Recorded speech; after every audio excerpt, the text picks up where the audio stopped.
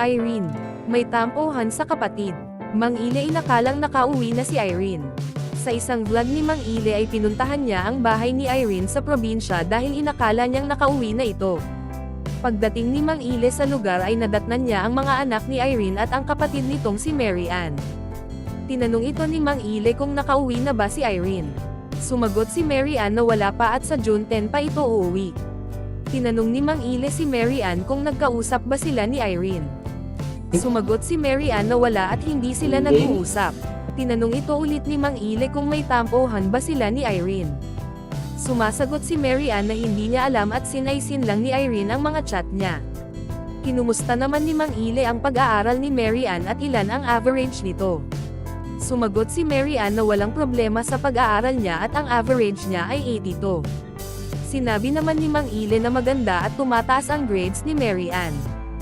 Sinabi ni Mary Ann na kung hindi dahil sa mga tumutulong sa kanya ay hindi niya makakamit ang ganitong markagawa ng mahirap ang buhay. Ibinigay na ni Mang Ile ang allowance ni Mary Ann na 2,500 galing sa sponsor na si Tita Lo. May dagdag pa itong 600 para kay Warren at ang kabuoang perang tinanggap ni Mary Ann ay 3,100. Tinanong ni Mang Ile si Mary Ann kung noong nag-working student siya ay nakakatanggap ba siya ng pera bilang allowance. Sumagot si Mary Ann na hindi at gumigising siya ng alas 4 ng madaling araw para magtrabaho at tumira lang siya doon para mapalapit sa paaralan, makapag-aral at makakain kahit walang ibinibigay na pera. Sinabi ni Mang Ile kay Mary Ann na yung pera na ibinibigay ng sponsor sa iyo ay pinagtrabahuan nila ito ng maigi at hindi ito easy money. Hindi madali kumita ng pera kahit pa nasa abroad sila. Kaya pagbutihin ang pag-aaral at yun lang ang pwedeng may sukli sa mga taong tumulong sa pag-aaral nito. Naitanong naman ni Mang Ile kay Mary Ann na kumusta naman itong bahay ni Irene.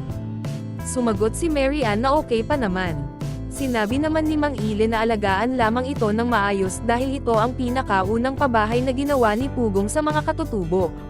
Dagdag pa ni Mang Ile na maganda ang bahay na maayos kumpara sa dating nilang tirahang bahay na trapal.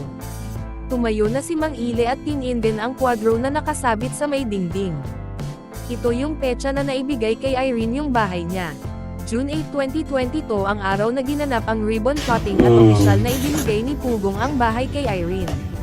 Nagpasalamat si Mary Ann kay Tita Lo at sinabi nitong kung wala si Tita Lo ay natigil na siguro siya sa pag-aaral. Daghang kayong salamat kay Tita Lo sa iyang paghatag sa mo kanang mga sponsor taga bulan kung wala jud ka tita murag di na jud ko makapadayon karon pag-eskwela. Daghan jud kayong salamat sa imong pagtabang sa kuat. At para sa more summary video ng Pugong Biyahero, huwag kalimotang mag-like and subscribe.